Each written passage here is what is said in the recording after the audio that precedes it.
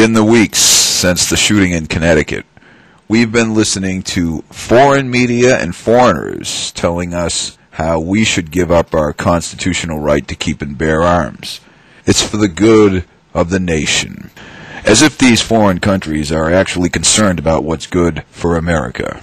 The Communist Chinese came out with an editorial in the state-run media calling on Obama to declare war on the Second Amendment and disarm the American people as soon as possible. Now, China has quite a history. It was Chairman Mao who said political power grows out of the barrel of a gun. Mao's policies were responsible for the deaths of 40 to 70 million people, because in 1935 China established gun control.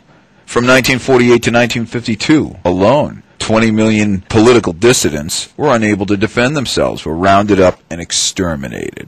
And now the Chinese are concerned about America. Yes, they want to take away the guns from the people for their own good. Maybe they don't want to have a gun behind every blade of grass. It would make it a lot easier for them, for the good of the people. Yeah, right. And then you have the Kremlin-funded Russia Today, which also came out attacking gun rights. They believe this massacre in Connecticut should lead to draconian gun control laws in America. Russia also has an interesting history. They now have a three-term dictator in Vladimir Putin. And in the past, in 1929, the Soviet Union established gun control under one of the bloodiest despots in modern history, Joseph Stalin. From 1929 to 1953, he rounded up and killed 20 million dissidents who were unable to defend themselves. Given their proud history, they want us to follow in their footsteps. Throughout history, dictators have loved gun control. Tyrants can't stand the fact that people can fight back. And the only thing that's keeping America from complete tyranny is that 150 million of us keep and bear arms.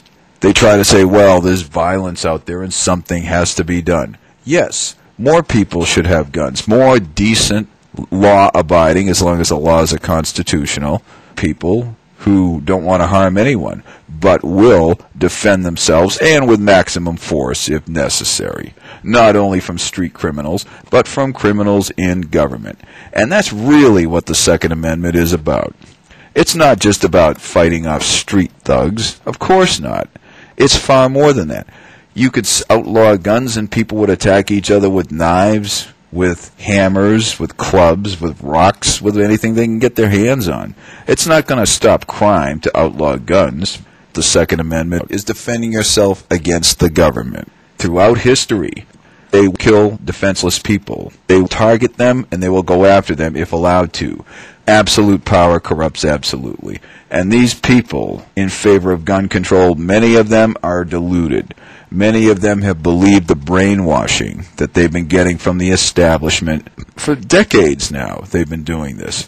It's only recently that the tide has turned, and people are now getting more guns and are more adamantly against gun control, despite what they want you to believe. You have foreign media types like Piers Morgan coming here telling us we should accept his fanatical anti-Second Amendment agenda, calling for a British-style total gun ban. Ever since they've banned guns in Britain, the crime rate has soared. Not gun violence, because nobody has guns, but they're using other methods to display their hatred for each other. These people, like Piers Morgan, are owned by the globalists who want to take away the American people's ability to rise up against them. That's what this is really all about.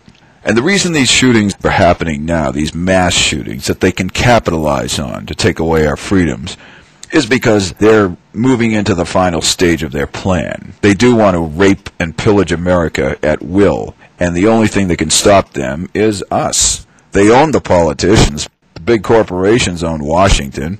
Big corporations are owned by globalists who want to control this country, who want to own it. They want to put toll roads on every road that we built with our own money. They want to control the land through the UN Agenda 21. They have all these great plans to completely take away our ability to live well.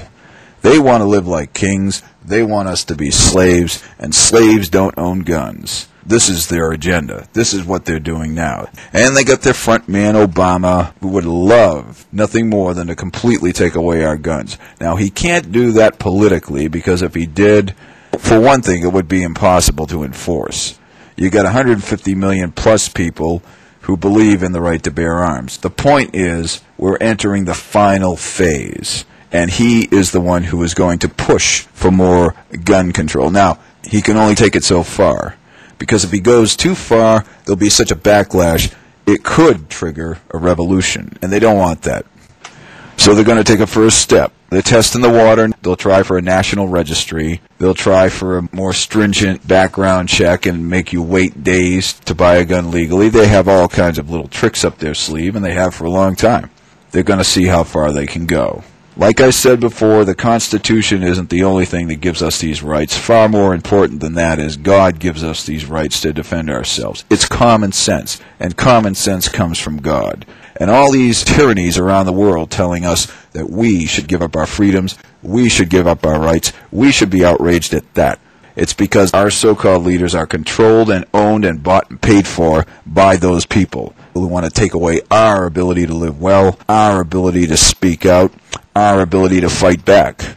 We have a God-given right to fight back, and we have a God-given duty to fight back.